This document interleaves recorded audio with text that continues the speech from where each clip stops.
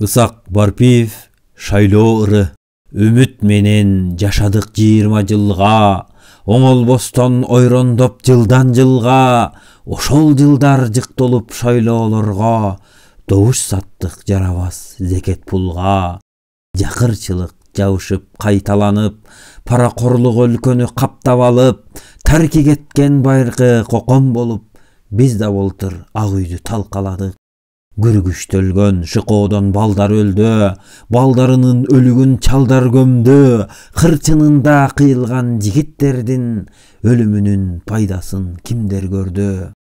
Бул суроого жооп жок аны билем, өлгөндөргө кайгырам башым дием, тарых тактап жообун кайтараттыр, калган күнгө бакубат бакыт тилейм. Түбөлүк түгөнбөгөн турмуш чыры, тең карап калыс чечкен мындай чырды, чыныгы чыгаан адам азыр керек. Табигый таза ойлуу тыңдын тыңы, кайрылып Разаков келбеген соң, колдоймун Адаханды сөздүн чыны.